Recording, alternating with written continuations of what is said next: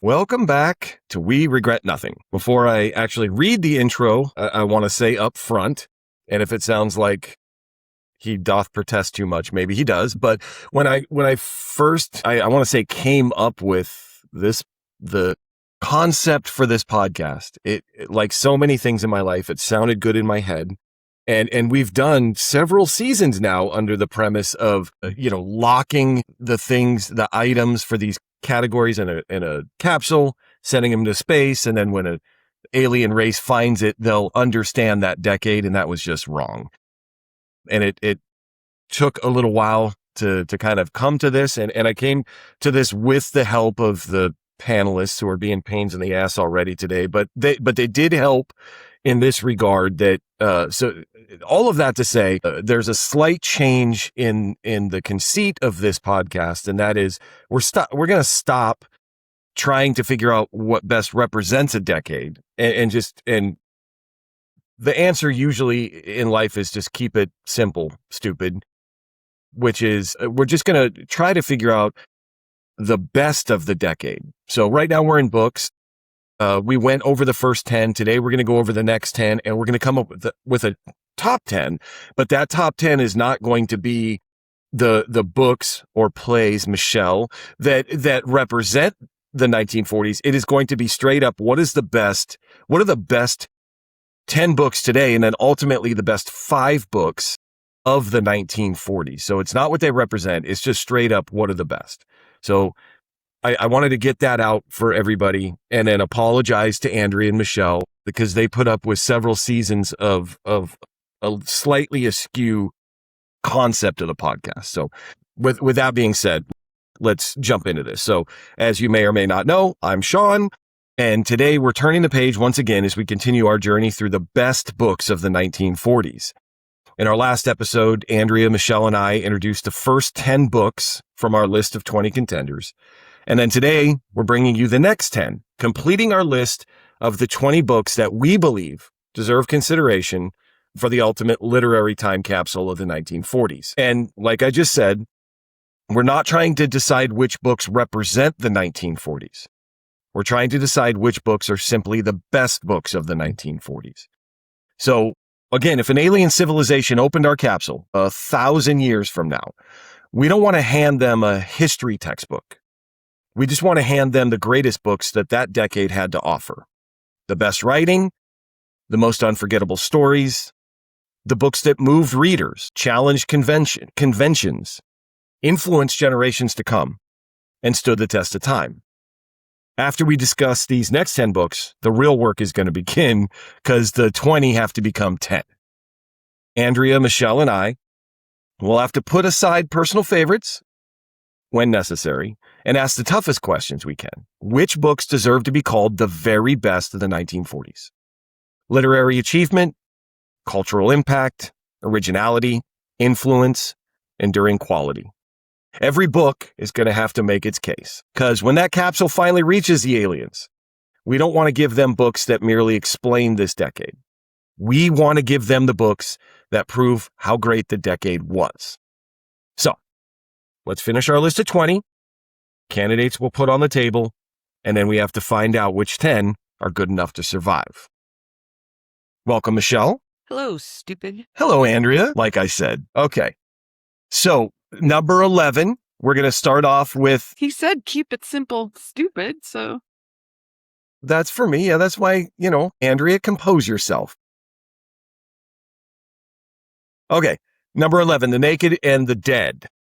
This is a novel written by Norman Mailer, published in 1948 when he was 25 years old. It was his debut novel. But this book depicts the experiences of a platoon during World War II, based partially on Mailer's experience as a cook with the 112th Cavalry Regiment during the Philippines campaign in World War II. That is great. Michelle. Wow. Here we go. Never finished this book. I think I started it, and I just, in general, like war stuff and, it's not really my jam. So I think I started this probably because it was assigned and never finished it. But when I went back through and was looking at the synopsis, I was like, I should probably read this. But I like that it's like, that it's not your typical kind of beginning, middle, end story, that it's broken into the, just kind of the different relationships of the members of the platoon, and how that even at war, the same kind of shit that happens in your normal life happens, right? There's competition, there's people you don't like, the sense of loneliness and brotherhood, and all of the things that you would normally grapple with, on top of the fact that you could die at any second. Can I ask you, though, you maybe just explained it, but what made you say I should go back and read this? I think because now, as an older person, and I don't mean as an old lady, I just mean now someone who would be reading this now, as opposed to someone who started it in their 20s, and having seen, in this, I kind of don't care how people read, if that makes sense. Like, if something brings you to a book, I think that's good. As a person who does not read very often, however you can get me to a book and I will actually read the book, I think is a good idea. So now, having seen several war movies and things like Band of Brothers and like that kind of stuff, I would read this now with a different. Yeah, I could. Yeah, I would come to it differently. Yeah. Right. Because in my head, I could have, again, for me, I would have visuals to put with it. I think I'm not an imaginative reader. Like, unless it's very descriptive. And I think that the depictions in this are it's descriptive of the action, but not of the characters as much. So I feel like I could put visuals to what I'm reading, and that helps me get through a book.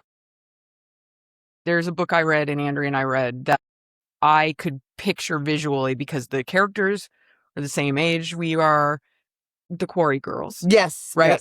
Yes. The reason I plowed through that book, and I plowed through that book, I read it on a plane, is because I was able to visually put things in my own experience to it.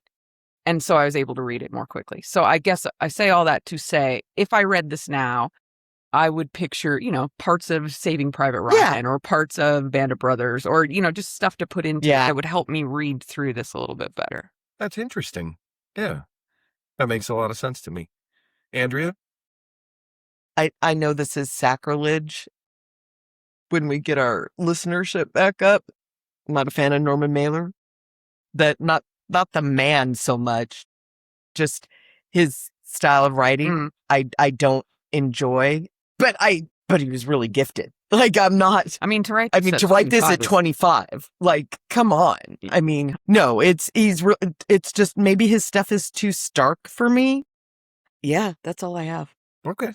Yeah. So after returning home from war, Mailer moves to France with his wife Beatrice, where why do I do this to myself? Oh no. Where he studied at the Sorbonne. The Sorbonne.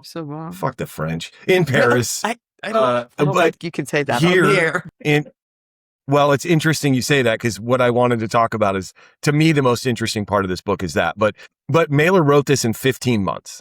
Jeez. And it was his first novel. He was 25. But the publishers of The Naked and the Dead prevented Mailer from using the word fuck in his novel. And he had to use the euphemism fug, F-U-G, instead. In 1988, Mailer shared this anecdote, which I thought was funny. But the word has been a source of great embarrassment to me over the years, because, Tallulah Bankhead's press agent, many years ago, got a story in the papers which went, "Oh, hello, you're Norman Mailer. You're the young man that doesn't know how to spell." The four-letter word was indicated with all sorts of asterisks. So this incident was mentioned in John Green's An Abundance of Catherines in 2006, where Colin Singleton tells Lindsay Lee Wells he likes to read literary criticism after reading a book. Colin says the publisher indicated that no one in 1948 would buy The Naked and the Dead because it contains more F-bombs than it does regular bombs. So Norman Mailer, as kind of a fuck you to the publisher, went through his 872-page book and changed every last word to fuck. I love that you can shoot a Japanese soldier in the face after he shows you a picture of his family. But you can't say that. Okay, so number 12, All the King's Men. This is a 1946 novel by Robert Penn Warren. Novel tells the story of a charismatic populist governor, Willie Stark, and his political machinations in the Depression era Deep South. It was inspired by the real-life story of U.S. Senator and Louisiana Governor Huey P. Long, who was assassinated in 1935. The title is drawn from the nursery rhyme Humpty Dump. That is Andrea. Is there another Andrea on the panel, or are you speaking directly to me? Oh, no. It's a good book. The hardest thing with me with this book is I prefer both versions of the book in movie form. So it is one of those where sometimes I'm like, wait, was that the book or the movie? I like the whole part of how you can't stand alone. You might try to be on the outside and be the observer, and nobody can ever just stay the observer. And there's a book where, and this is another book, obviously not this book. There's a book written in the 2000s where a town is found, like nobody can leave. And it turns out in the end that like you can't leave. Like if you'll die. But in the end, they're being observed by aliens from another realm. But it goes from observing to kind of fucking with the town. Because even that, you always have to add your own thing or be there in some way. And I do like this where he's like, nope, this isn't me. I'm just back. And how eventually he enmeshes himself. I've never been a fan, and this is Candy's not going to listen to this, but to our best friend Candy would always, if there was an argument, she'd always say, I'm Switzerland. And I don't believe you can be Switzerland. I don't believe you always have one feeling one way or the other. And eventually, given time, I believe that, God, I'm doing a shitty job of talking about this, but I might still be drunk. But I believe that you can't just stand out there. That's more sociopathic. I believe eventually you have to get involved too. And I like how it shows that you might have been idealistic and I'm above this, but then eventually you're a part of it. You're talking about Jack Burton? Yes. Okay. No, I think that's Kurt Russell That's Jack Burton. Oh, okay. Me. Okay. Michelle? A couple of things about this. I did read this one, and that the Willie Stark character is kind of, I think it's an archetype for all the other kind of big. I'm probably starting honestly with like just the giant like personality is. Yes, just somebody who's kind of inept at their job, kind of charms and or corruptly weasels their way into said job, and then amasses a group of people who either are truly inspired. Does any of this sound familiar? Truly inspired by that person, or they also want to be something bigger and better, and so they hitch their wagon to this person. And I Robert Penn Warren had said this isn't really based on Huey P. Long. It's just that the parallels are similar. And I was like, okay, bro. You think he didn't want to piss anybody off? Like, he was like, yeah. I don't need a lawsuit. But the one thing he did say that I read that I thought was very interesting, and I think is probably the crux of this book and kind of the point, is he said Willie is the kind of doom that democracy may invite upon itself. So like the race for the power, the race for invents this person. Did we have to do this now? And I know that's all. That's what I'm saying. Like we already have that it's shit. Yeah. Yeah. I thought that was kind of poignant. Also, can I add again? This also has a storyline in it, which I mean is ultimately no spoilers, but how Willie gets killed. The thing that we also encountered this in other books and movies. I'm going to defend my sister's honor by murdering someone. Like, I don't understand this. If my sister went out and fucked the whole town, I'd be like, all right, sis, my sister did. Makes you happy. But if I find out about it, I'm not going to be like, let me go kill that bastard. Yes. Like, don't understand this at all. Was that a fucking thing? Did people just regularly go out and murder the person that, like, I don't understand that. Hey man, have your sister look in the mirror for a second too. I don't know why we're out here killing people.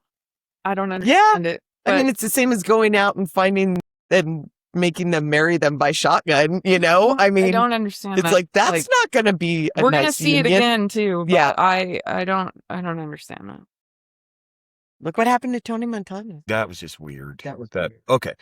So All the King's Men, this book portrays the dramatic and theatrical political rise and governorship of Willie Stark, an idealistic but underhanded populist in the 1930s in the American South.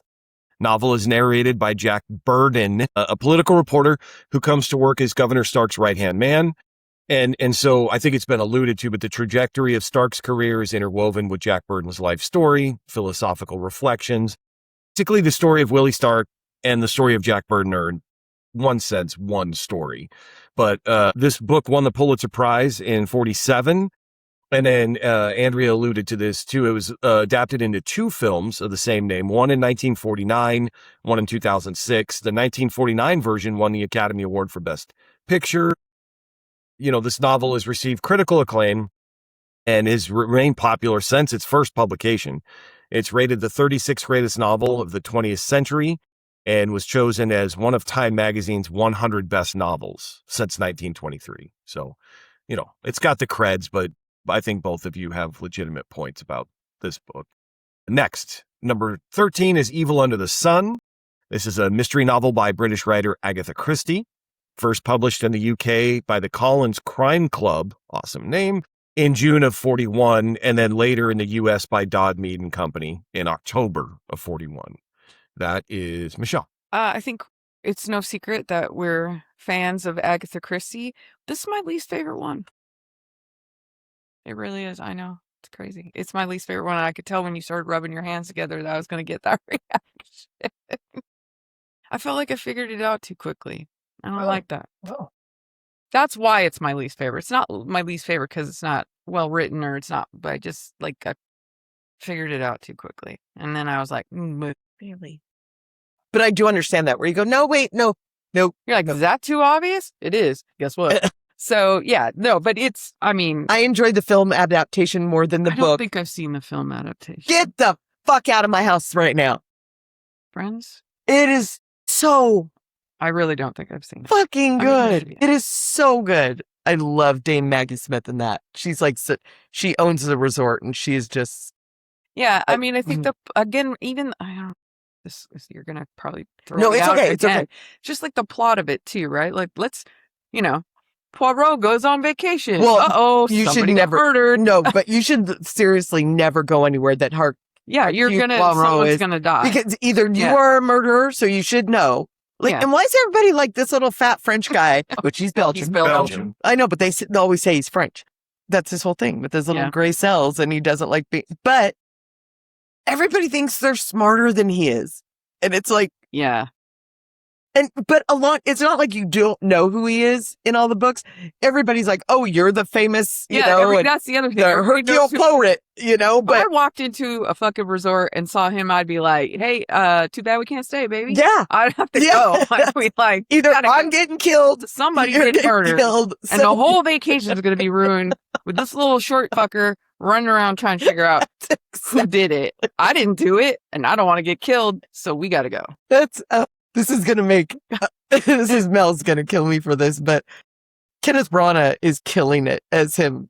Sorry for I that. do really, And we're not his, fans of Kenneth Branagh's personal choices. His Poirot is real good. Is really, really really good. But yes, I love this. But it is through the lens of Agatha Christie. I'm like, Yeah. I love Agatha Christie. I like, again, but the plot is, young hot actress.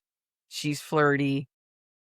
Yeah. She ends up dead. You're like, whoa, how did that happen? Oh, the Great Tan. Yeah. With the great, with the great tan. And the people who you think, or at least a person you think probably did it. So. Yeah, I do. But like I said, I enjoy the film intricacies adaptation of more. it, of Yes. how it happened. Yeah. And the little plot, Yeah. like the plot twist part of it. That's all good.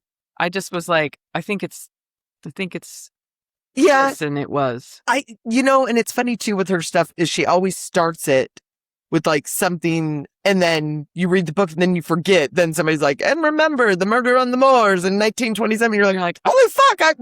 But you forget all about that. You never, or at least I should say, I forget all about that. And then I'm like, oh shit. Yeah. Like, why didn't they ask, what was it? Why didn't they ask Anders? Why didn't they ask Anders? It's like, I'm like, oh shit. No, you saw when he saw the dead body. Oh, but like, and then I'm like, oh, look at you, AC, bringing it all together. You know her like that, huh? AC. I believe we would have been friends. Okay. I probably would have killed her ex-husband. Maybe I did. Maybe I'm a time traveler. You don't know. Number 14. Number 14 is Cannery Row. This is a novel by American author John Steinbeck, published in 1945. And that is Andrea. I love John Steinbeck. I do. I'm not happy with some of his lack of dedications in novels, but I very much like the writing style of Steinbeck. I like Cannery Row. I never read the sequel book. I didn't either. But I enjoyed Cannery Row. This is another one. This is troubled now as we're going, is like, I'm like, oh, movie adaptation versus book. I haven't read the book in probably 35 years. I haven't seen the movie adaptation in 40. But because whenever I hear Cannery Row, I just think of Nick Nolte. But was it Deborah Winger? Deborah Winger. Okay. But I like kind of Mac and the Misfits. I love the Chinese grocer whose name I want to say Wu, but I Li think Chong. that's our picture. Okay. Li Chong. But I just like the way he writes people, even if I don't like the people. Mm-hmm. And this to me was just kind of like an, oh shucks, we thought we'd do some good. But I feel like everyone's likable in this book. Yes. And I love a whore with a heart of gold. I maybe the original. Yep. I enjoyed this book so much that I was talking about it. I'm like, I think I'm going to go back and reread it. The only one of his I really can't go back and reread is East of Eden, which if it's not in the 50s books, will be in the 50s books. But yeah, it's a well-written, it's one of my more enjoyable because a lot of Steinbeck depresses me. Yeah. Like a lot of it depresses me. And this one was just a fun read. I was like, oh, you got it in you. Chuckle all the way through of Mice and Men. I found the ending a bit of a downer. Sorry, Sean. We're here for the humor too. Michelle? I did not know this until I was researching, but that he said that he wrote it basically for a group of soldiers who told him that they wanted something fun to read. They didn't want to read about the fucking war anymore. Like they were over it. Like all these books, right? There's a whole bunch of books. And then I don't know if it was like a chance encounter or if somebody wrote him or whatever, but he said that he was inspired to write something more, lighthearted because they were like, hey, you know what? We're living it. We don't necessarily want to read it. Yeah. Right. So yeah, I thought that was cute. I forgot because it's been so long since I read it, but it kind of gets glossed over, but Doc finds a fucking dead body in the ocean in La Jolla and it's just kind of like bloop. The soldiers said they didn't want sadness. Okay. Yeah. No, but there's a dead, and it's not like just a dead, it's a girl. It's a dead little girl in the fucking ocean. And I'm like back to going to the party. I'm like, what the fuck happened here? God. But the central theme, I think, is basically like, the good times can't be as good if there aren't, shitty things in your life or shitty circumstances. Yeah. And then the good is better. Yeah. Way to go, John. Okay. Yeah. So I think we've circled around this a little bit, but just to put a fine point on it, this book is set during the Great Depression in Monterey, California, on a street that is lined with sardine canneries. That was informally known as Cannery Row. Story revolves around the people living there: Li Chong, the local grocer; Doc, a marine biologist; and Mac, the leader of a group of derelict folks. The Monterey location Steinbeck was writing about was on Ocean View Avenue. Ocean Avenue is where the Belchers live. Okay, Ocean View Avenue had been informally called Cannery Row since World War I, but in 1958, the street was formally renamed Cannery Row in honor of Steinbeck. The film version was released in 82. I think Andrea mentioned Nick Nolte and Deborah Winger. So yeah, we talked about Steinbeck, where he's from and all of that, but he lived with his wife in his family's 3-room summer cottage in Pacific Grove, California, from 30 to 36, and then lived at the cottage at various times in the 40s. But Steinbeck actually wrote this when he was living in New York in 44. But in 53, what Michelle just said, but Steinbeck explained it was kind of a nostalgic thing for a group of soldiers who said to me, write something funny that isn't about war. Write something for us to read. We're sick of war. Yeah, I guess we've lived it. I really don't want to fucking read my dramatization. Yeah. Okay. 15. A Tree Grows in Brooklyn. This is a 1943 semi-autobiographical novel written by Betty Smith. And that is Michelle. I really like this book. I like it for a couple of reasons. Again, that it's broken into sections. That's, as I have well noted, it's good for me as a reader to break things up. It helps move along a little bit. Remember, I think I've done this before too. I think Henrietta Orr, Grade Junior High, assigned me this book, and I thought it was about Black people because she was Black. That sounds crazy. I know. I think I went. Black woman assigned it to me. Brooklyn in the tenements. It's about a Black family. And then I was like, oh, wait a second.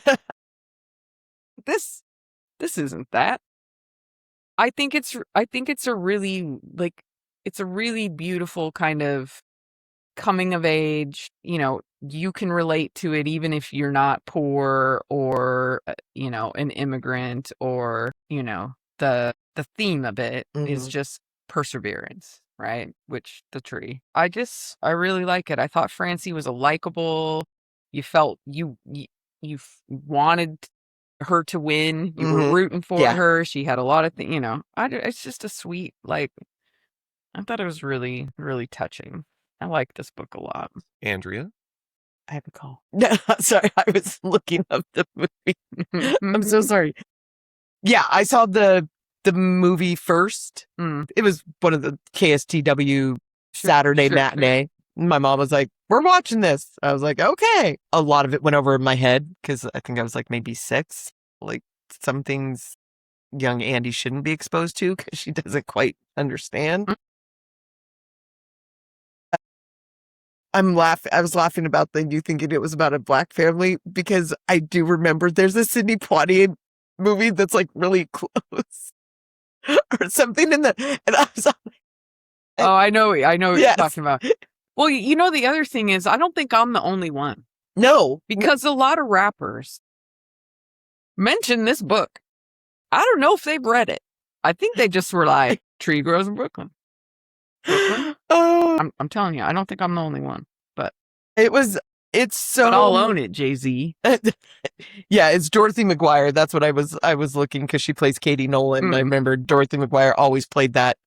The matronly. Yeah, like, we're going to get through this. Yeah, when I read the book, I remember what really struck me was like that she used like all the money for the funeral. And I'm like, yeah, no. I think it's But people did that. They did do that. And I think I think in another book, Katie would have been unlikable. Because she shows favoritism to Neely. You know what I mean? Like, I think she could have been an unlikable character. Yeah. Because she could have been. But she was written, very, poignantly, right? Yeah. Like, she had a rough upbringing. She's married to an alcoholic who's a good guy, but he just was an alcoholic. Yeah, and if that was her mom, in real semi-autobiographical, if that was her, she might have understood either. Like, you were rooting for her, too, even though part of the reason that Francie's life was hard was because of her relationship with her mom. Yeah. So you could have not liked her, but I never disliked her. Yeah. I was just like, that's true. Got a rough fucking, there isn't. And they're dealt a rough fucking hand. And there are moms, though, that are written that way, where you favor one child and you read the book and you're just like, no, fuck you. Yeah. Like, no. Yeah. But I think the characters were all really, Yeah, you can still be sympathetic towards them and understand rather than be resentful of their flaws. Like you were like, yeah, okay. Which it takes. I don't know if she ever wrote anything else. yeah. Did she? I also don't know that. I don't know. But yeah, I just think that and maybe it was unintentional. I feel, again, we've talked about this before too. I don't think everything is fucking intentional. Yeah. High school lit teacher. I don't think every goddamn thing is foreshadowing and whatever. We'll start a beef with somebody where we just get a lot of listeners. I just mean, if it's high school English teachers, I don't know if it. it was intentional, but she was written, and I think probably more likely is what you're saying, is that because it was sort of based on her own mother, you still have a little bit of like some people do. Yeah, no, I hear what you're saying. But yeah, I all the characters in this, like, there's really, it's well written. It's real good. Yeah. I think Michelle alluded to this, but this novel split into 5 quote unquote books, each covering a different period in the characters' lives. The main metaphor of the book is the hardy tree of heaven, whose persistent ability to grow and flourish, even in the inner city, mirrors the protagonist's desire to better herself. There are 2 things that I know about this book, and why I don't get offended when Michelle opened with calling me stupid is because I'm a dum-dum. The only thing, before I did the research for this podcast, the only thing I knew about this book was from a Looney Tunes cartoon when I was 11 years old. And there are a pack of dogs chasing Sylvester, and all of a sudden the dogs stop chasing Sylvester and turn and run. And then the camera pans down to a book, and the book is A Tree Grows in Brooklyn. All the dogs are going to pee on a tree in Brooklyn. It was hilarious to 11-year-old Sean. And my only connection to this book is that cartoon. I'm a dumb. But the second thing that I learned that I learned during the research, but this book was an immense success on its own. But like some of the others we've discussed, it was released in an armed services edition, the size of mass market paper book, to fit specifically into a uniform pocket. And so there was reported one jarhead, one Marine, United States Marine, but wrote to the author Smith and said, "I can't explain the emotional reaction that took place in this dead heart of mine. A surge of confidence has swept through me, and I feel that maybe a fellow has a fighting chance in this world after all." I would never write another novel again. Right? Yeah. But she wrote 4. Okay. She wrote 4 more. 3 more. She Okay. wrote 4 total. So here we go. Let's get into it. Number 16. Death of a Salesman. This is a 1949 stage play written by American playwright Arthur Miller. Andrea? I think you should just change it to literature, works of literature rather than books. Okay. So you're not bullied by other panelists about it. I'm going to get bullied by this one way or another. I'm fine with it. Death of a Salesman fucked me up. It was, number one, why are you making 13-year-old Andrea read this? Yeah, word. It is so, and it's so funny because I'd heard, like, you would talk to somebody who's kind of a sad sap. It's like, oh, he's Willie Loman. And I was like, who the fuck's Willie Loman? And then I got assigned this in 8th grade and was like, you are a sad cynical sap. old silverback. Yeah. Who just hates his fucking job, hates his fucking life. And to know that he is the reason for Biff, like, Biff, be a little bit stronger. I will say that. Like, come on, Biff, work it out. Which I guess Chris Abbott just played Biff, and that in 2026. Yeah, because that's Aubrey Plaza's. Aubrey Plaza. Aubrey Plaza, the father of her child. Okay. But he's the guy from Wolfman. This has nothing to do with anything I'm about to say right now. But I can see it. What's funny is when I was younger, when I first read, I often speak about things that have nothing to do with what we're speaking about. It's my shtick, Sean. Oh. But when I was younger, I always saw Biff as like a blonde, like kind of hulking, like, but kind of washed out.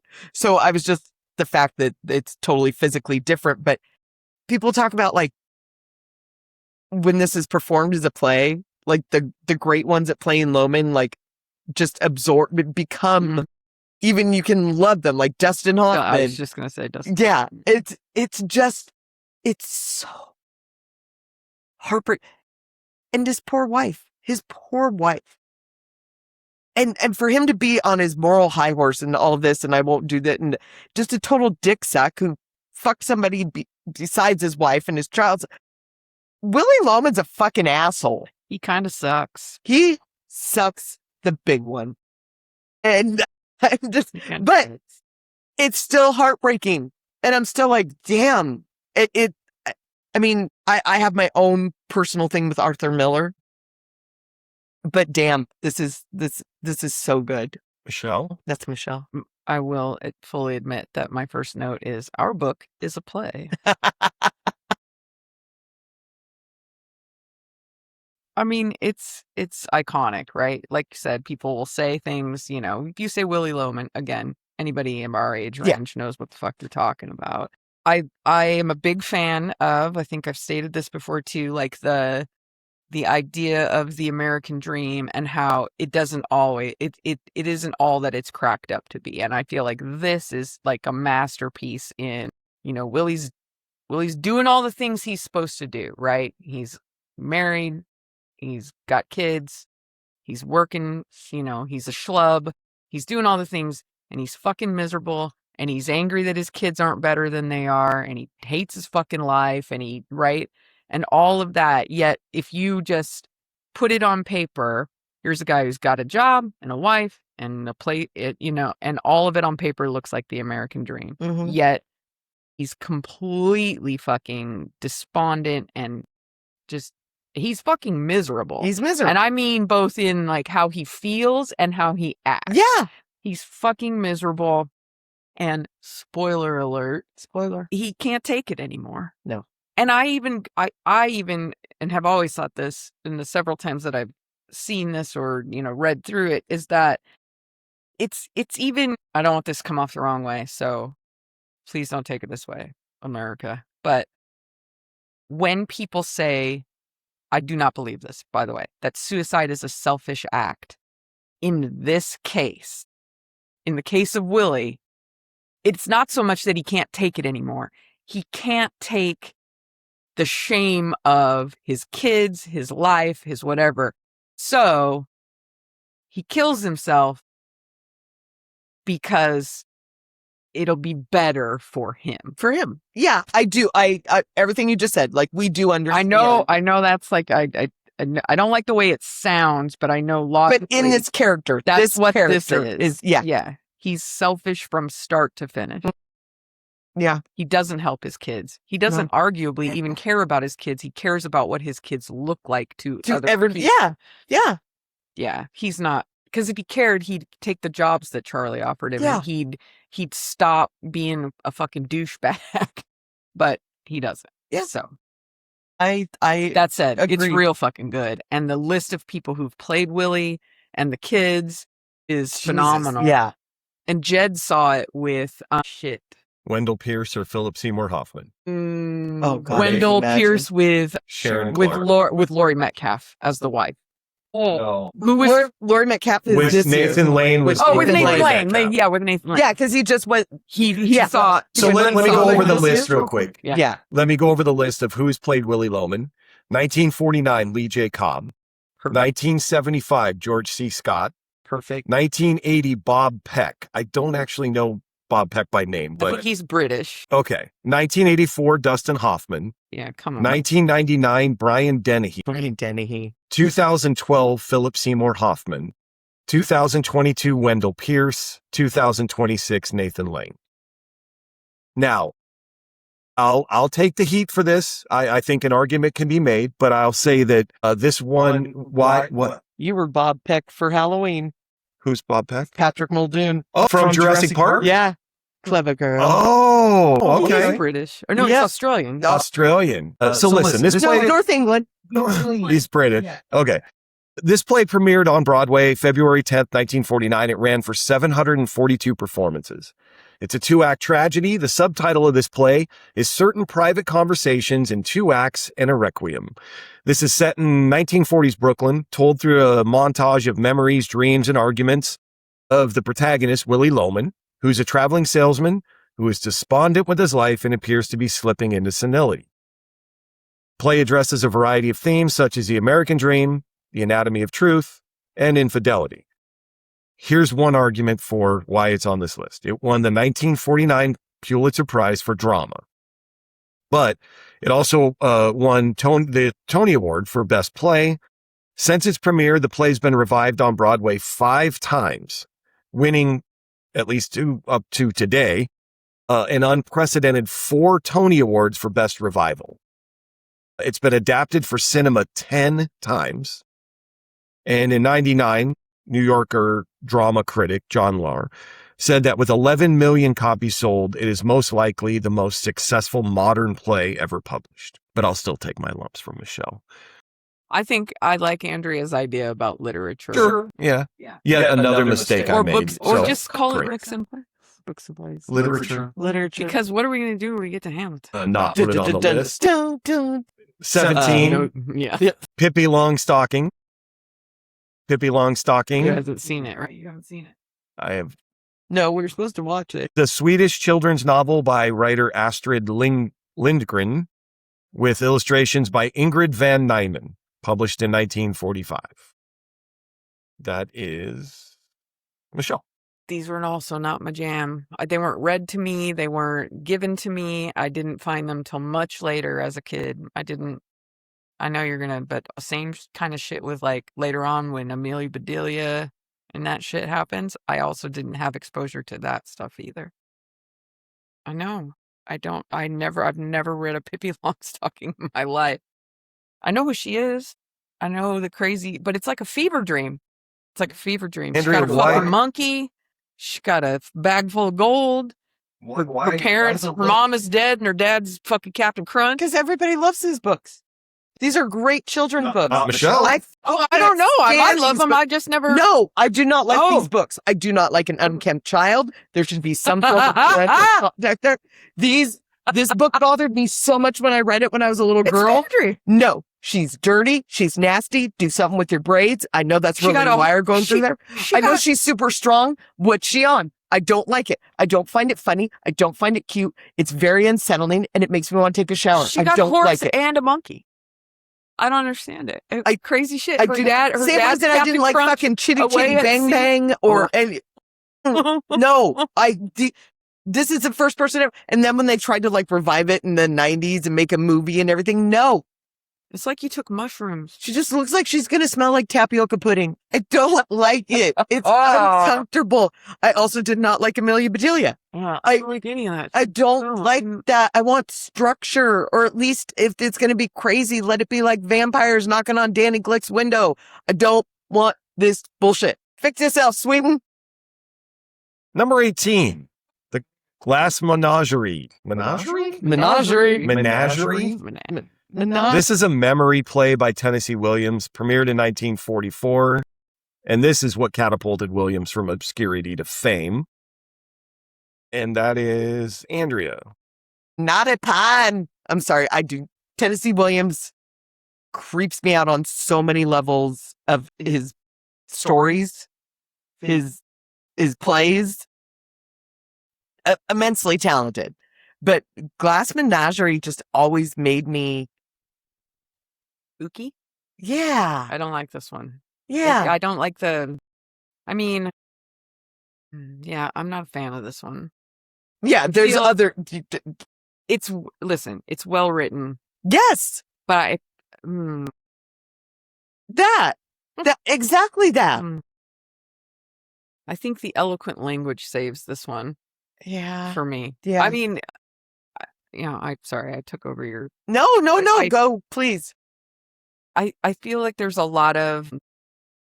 I think there's a lot of characters in this we've seen before, right? The harsh mom who just wants better for her kids, and I mean, you could argue that that's the same kind of mom in Tree Grove, True. Brooklyn. Yeah, but but I it think, feels- but written differently. Again, I think just written differently, right? The son who's a dreamer, The poor, Laura, mentally yeah, disabled yeah, baby. I mean, that part is, but it's mostly that she's shy and she feels bad about herself. So I don't that. And then the kind of roped into it best friend guy. I just don't like this one. I think a lot of it might be what is because it is based on William's own family. Yeah. So and it's unfortunate about his sister. Yeah. Like that the is her name Laura? Laura is based on. Yeah. That's fucking terrible. And ultimately, he leaves all his money.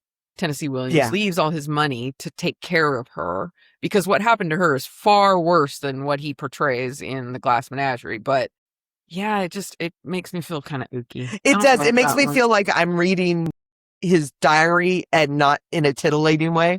Yeah. Like Yeah, I was never a fan of that one. Yeah. Either. I saw that I've only seen the movie adaptation. Yeah. I'm with you. Michelle, you brought up the writing, how it's, but the beginning of Tom's opening soliloquy, I just want to read it real quick because I don't know why I like it so much, but yes, I have tricks in my pocket. I have things up my sleeve, but I am the opposite of a stage magician. He gives you an illusion that has the appearance of truth. I give you the truth in the pleasant disguise of illusion. Yeah, that could be that like sums that. up. That's That like- sums it up. I mean, that's what I mean. Yeah. Yeah, that sums it up. Like it. Another thing that I read, and maybe you have in your research, Sean, is that he coined the phrase memory play. He did. Because this is told from Tom's memories, and he even tells the audience, like, Oh, hey, this might not shit. be, I'm an unreliable narrator because these are from my memories. So, And I like that part of it. And so so doing the research, it's my opening. I said it's a memory play. And before when I wrote those notes, I was like, what the hell is a memory play? And so I went and looked it up, and it was coined by Tennessee Williams to describe this work. yeah. And I was like, I don't feel any kind of way about that. But now things are referred to as memory plays, and he actually just made that up. Anyway, I still find it fascinating. But and then number 19, Goodnight Moon. Goodnight Moon is a classic children's bedtime picture book written by Margaret Wise Brown and illustrated by Clement Hurd. So it's published on September 3rd, 1947. Featuring a little bunny in a great green room saying goodnight to familiar objects one by one. And that is Michelle. 10 out of 10. One note. First of all, crazy that this did not sell well out of the gate. Libraries wouldn't carry it. They were like, you're not teaching them anything. Yeah, go fuck yourself. It's a bedtime story. It's time to go to bed. And that's my note. That it takes an hour and 10 minutes for this fucking kid. I'm sorry, the bunny, to say goodnight to everything in their room. And if you are a parent, you know that is about right. So the note is not that it's not accurate, but in the also immortal bedtime story, go to fuck to sleep. That's a great book. I do love that book. Sleep. I love that book This, so much. yeah, this is the penultimate bedtime book. You read it at bedtime. It's about bedtime. Go to fuck to sleep. Mhm. Hour and 10 minutes. Andrea? This was the first book I bought when I found out that I was pregnant with our first child. I was so thrilled to buy it, just to be like, I'm buying this for my baby. I loved it, and nobody will be shocked to hear that I did not own it as a child because my mother found it too simple and that it Not would shocking. talk down to me. Did you also not have Runaway Bunny? I had Runaway Bunny. Somebody must have snuck that in. Hey, the child I was made me the woman I am. Fucked up, but this is. I love it. I love it. I love it. We quote it Quote it all the time. Yeah. What's the quote? Good night, moon. I Good say night, it all the moon. time. you just Just rhyme shit. Good night, Okay. people everywhere. I said, good night, Jeff Goldblum. Yeah. I sometimes still say that at night. It's Good night, Jeff Goldblum. Good night t-shirts. Good night, Moon. I'm obviously familiar with this book from, Andrea buying it and making the thing of it, but I'm more, I don't want to say fascinated. I was interested to find out about Margaret Wise Brown because in the summer of 1940, Brown began a long-term relationship with a person named Blanche Ulrichs. Blanche Ulrichs, are you familiar with Blanche? No. I don't know what to, it'll make sense why I'm stumbling over that in a second. Because poet, playwright, actress, and former wife of John Barrymore. But, so the relationship between Brown, I'm going to say Ulrichs for now, but began as a mentoring one, and then eventually became romantic, and then eventually they lived together as partners at 10 Gracie Square in New York, beginning in 1943. That's pretty ballsy. So listen, Blanche went under the pen name of Michael Strange. And when you look up Blanche Ulrichs, at least the Wikipedia page, it is Michael Strange is the name. My straw. Wow.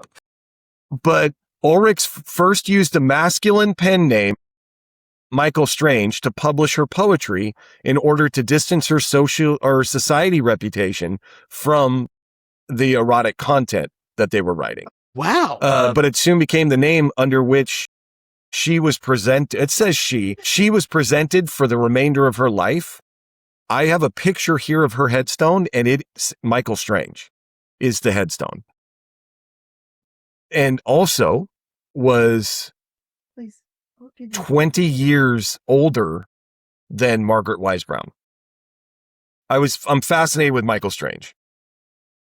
And the whole. That's funny. I put in Michael Strange and Blanche Ulrichs. Yeah. It redirects.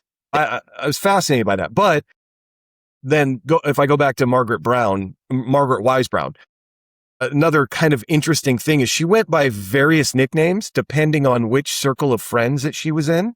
To her Dana Hall and Holland's friends, she went by Tim. To her Bank Street friends, she was Brownie. To William Gadsden, she was Goldie. So yeah, and so Michael Strange preceded her in death, and so died in 1950. And then in 52, Brown met James Stillman Rockefeller Jr. at a party, and they became engaged. And then later that year, before the marriage, she was on a book tour in Nice, France, and she had some problem. She went to the doctor, and she went to kick her leg up to show the doctor how she was feeling, and suffered either a rupture of an ovarian cyst or an appendix. Either way, an embolism ended her life at 42 years of age.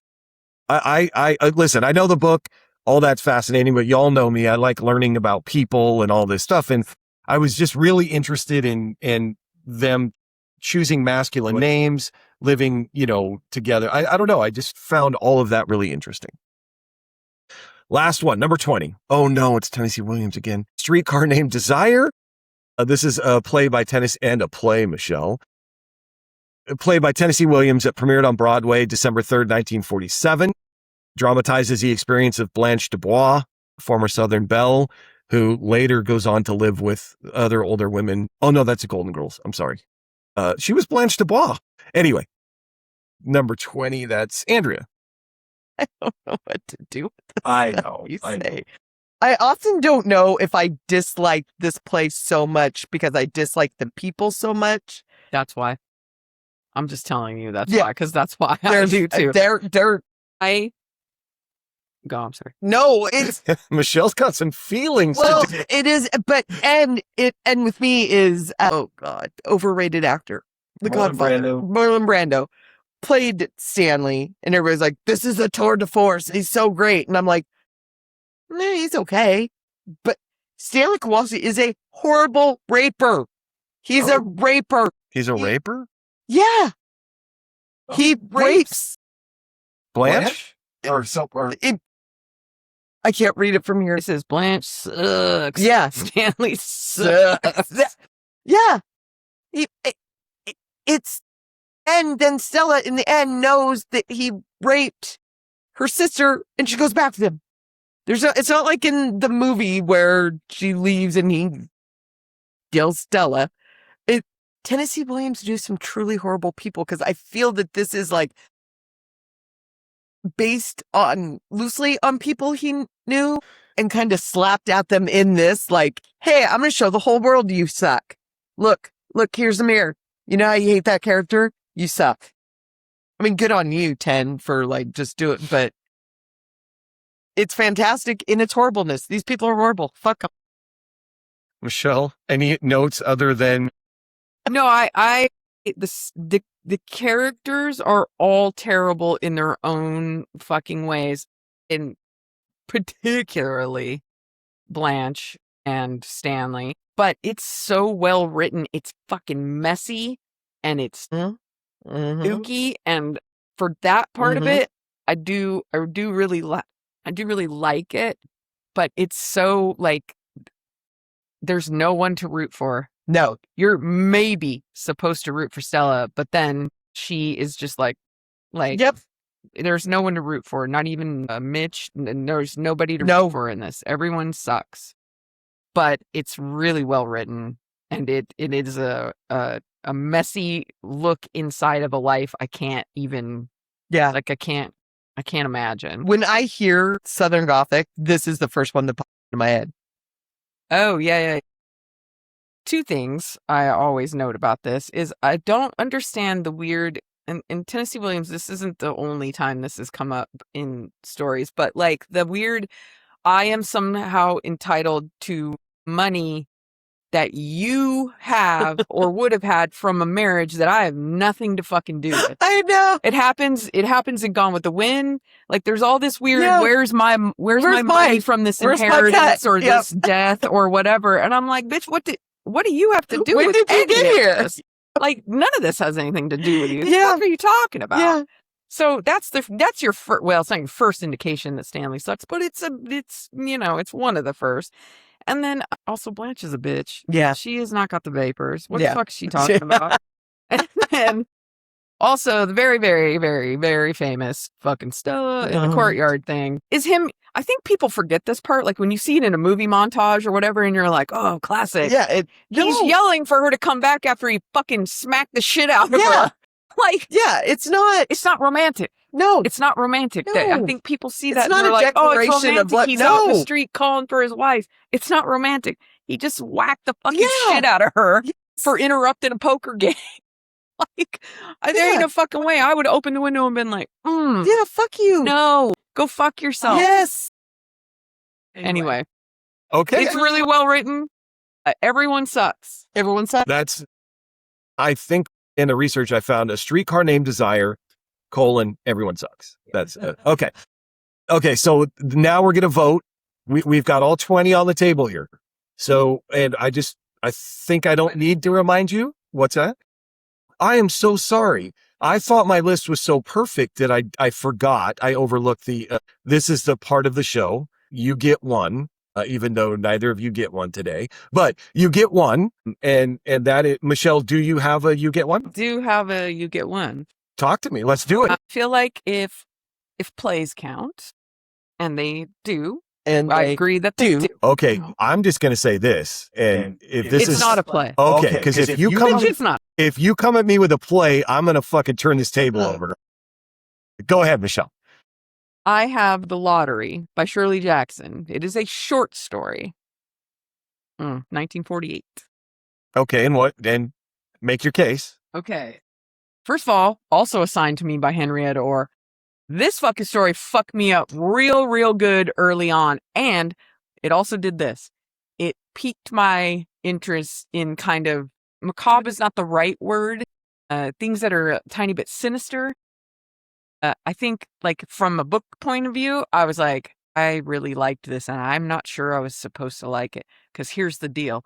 The publisher, I think it was the publisher. Was it first published in, like, I think it was maybe first published. I didn't do a lot of research on this just because I know enough about it, I think.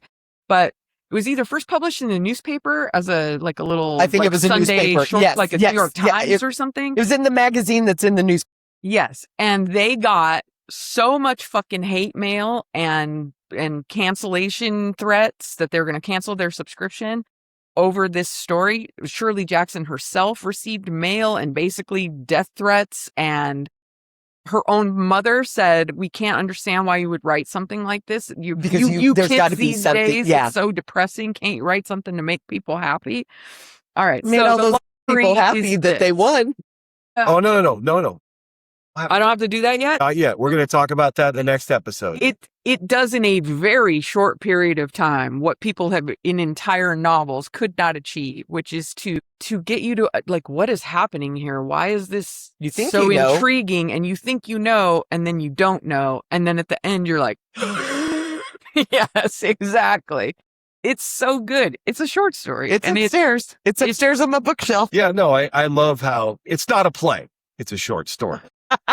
It fucked me up for real in a good and a bad way. Okay, but now, so the next question is, I believe you've made your case to the council here, but what would you take off the current list? What would you replace on this list with your short story? Well, yeah, Great, because now it's best though. It's well, no no, longer. yeah. So I'm gonna lean into my earlier. It's a play, and I would take off Glass Menagerie, and part of that is just because I don't really like it.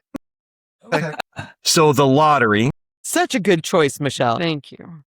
Yeah, it's okay. Sure. My only notes on here is this is also not a book, but it fucked me up. Yeah, well, I'm so good at it.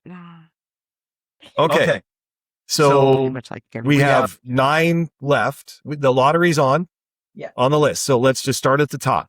Diary of a Young Girl, Anne Frank, Michelle. Yes or no?